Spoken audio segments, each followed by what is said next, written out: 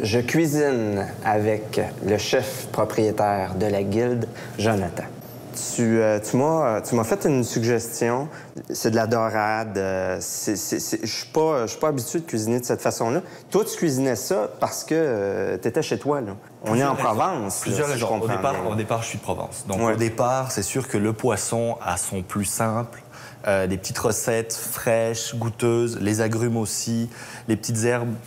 On est au bord, entre l'Italie et la France, on est au milieu. C'est vraiment des beaux produits. Oui, puis c'est des techniques assez simples. C'est simple comme bonjour, ouais, tu vas voir. Vraiment. Et c'est à faire. Ça peut se faire avec à peu près toutes les sortes de poissons. Il faut simplement un poisson entier, vidé, non écaillé. À partir de là, on est bon, on a tout ce qu'il faut. Alors, tu me diriges, puis on commence cette recette-là. Dans un, on va mettre des herbes.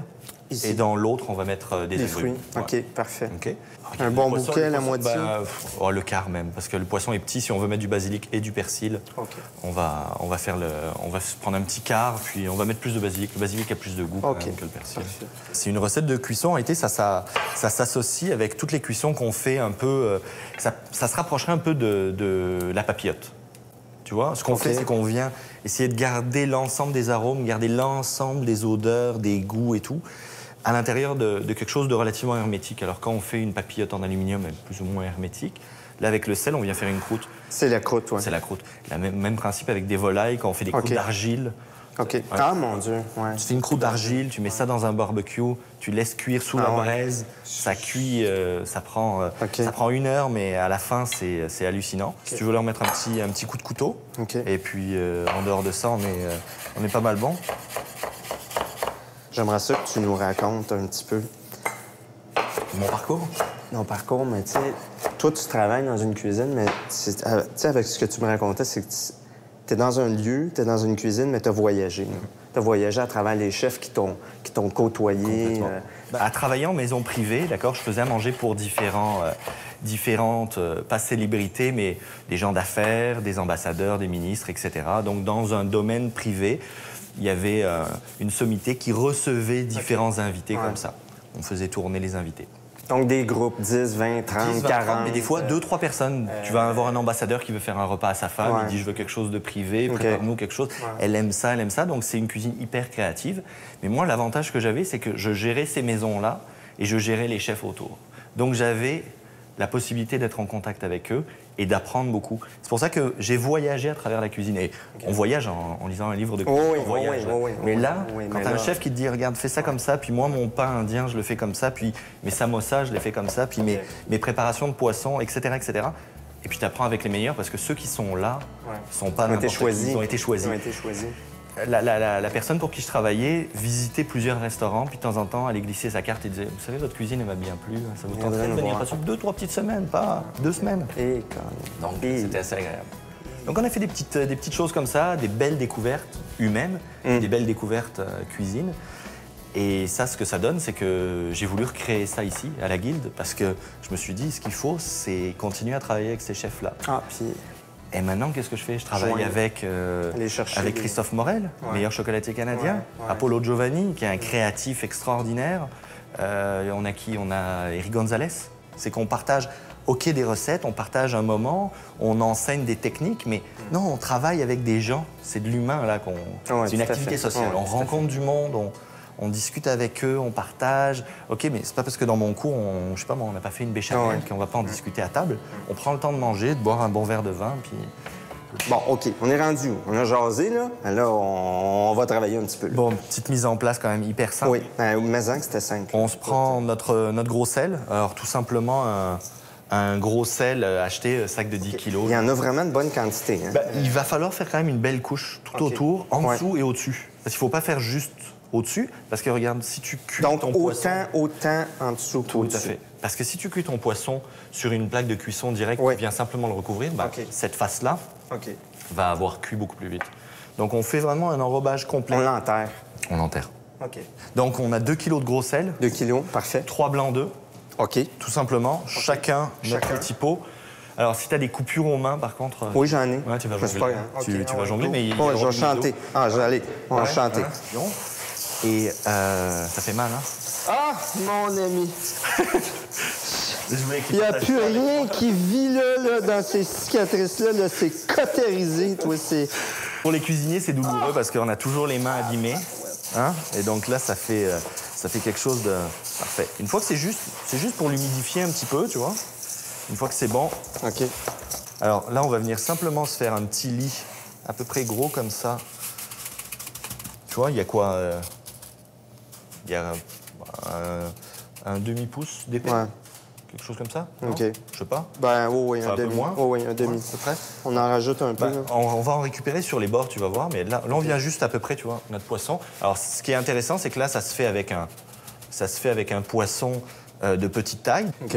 Si tu as un loup ou si tu as un beau poisson là, que tu as envie de servir, centre de table, tu sors ça, tu viens casser la croûte, puis... On augmente les quantités. Tu vas augmenter un peu tu vas augmenter les quantités de sel et tu vas augmenter les quantités le temps de cuisson. OK. Alors, tu vois, là, c'est un poisson qui est vidé. Oui. Mais encore avec les écailles. Donc, on a encore les écailles. Oui. C'est ce qu'on veut. D'accord? C'est ce qui va protéger. Ça va empêcher le sel de pénétrer. Ouais. Parce que sinon, c'est immangeable. On ne pourra pas le manger. Sinon, c'est immangeable. OK. Tout à fait. Donc là, alors, tu vois, moi, je vais mettre 2 petits morceaux de citron. OK. Là, on va venir se chercher... Bon, je n'irai pas le couper en suprême, hein, parce que, comme je te dis, c'est pas pour manger l'intérieur. Donc là, on est bon. Donc là, on va simplement nettoyer un peu ton sel tout autour. Et donc là, on va recouvrir. Mais là, tu vas voir que toi, ce que tu Moi, j'en ai trop, mais... Non, mais c'est parfait, parce que tu vas venir... En réalité, on va le redessiner, tu vas voir, ça va être joli. Parfait, OK. Faire quelque chose de... Donc là, on se croirait à la plage, hein, entre le poisson, les pâtés de sable... C'est en Provence, hein? Surtout qu'on utilise cette sorte de poisson-là. C'est là qu'elle vit, là. Cuisine des îles aussi, beaucoup, la cuisine des îles, on utilise beaucoup ce genre de cuisson-là. Je t'avouerai, tous les endroits où on mange beaucoup de poissons, parce qu'on cherche à varier aussi un peu les techniques, puis on n'a pas toujours... Là, je veux dire, tu peux le faire à peu près n'importe où, sur une vieille planche de n'importe quoi, une tôle, tu peux te cuire ça, donc on va juste l'avancer un peu, et là on va lui... Alors on pourrait venir s'amuser, lui faire une petite... oui, regarde, je me suis amusé, regarde, j'ai fait une petite bouche. Bon, on y est. C'est beau, c'est beau là quand même. Good, ça part au four. Oui, OK. Et on est bon. Là, je récapitule ce qu'on a fait. On a mis le poisson au four 20 à 25 minutes. Et puis, ensuite de ça, on l'a sorti et on l'a laissé en temps de repos à peu près 10 minutes. Hein? 10-15 minutes. Complètement. Qu'on a laissé. Alors, c'est ce que ça donne. Et, Colin, que c'est beau. Donc, tu vois, on sait à peu près qu'il commence à cuire, surtout pour ce format-là. Quand ça commence à brunir, là, ah oui? On est bon. C'est ça, l'indicateur. Bon. Et là, tu vois, regarde, c'est... Hein? Ah ben, ah, c'est drôle. C'est dur comme du bois. Ah, que c'est drôle. Ben là, c'est le coup, là. C'est le coup. Ce que je veux essayer de faire, c'est de casser plus ou moins à la base.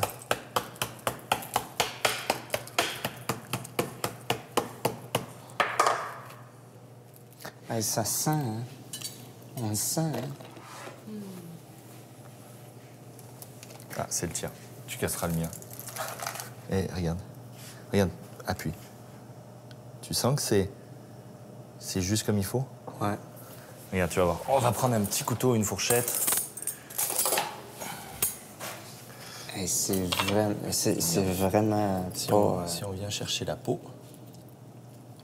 Elle se détache bien. Il est tout simple. Il y a encore les écailles.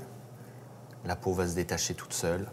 On est sur une pièce qui est un peu chaude et qui est superbe.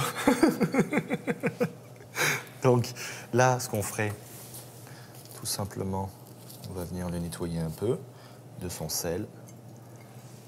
Et on pourrait le servir comme ça. Mais je conseille aux gens de le servir dans le plat comme ça, mais de servir avec une assiette à côté. Comme ça, les gens vont enlever les filets. Okay. Et tout le sel qui peut rester autour de la tête, vu qu'il va lâcher un peu d'eau...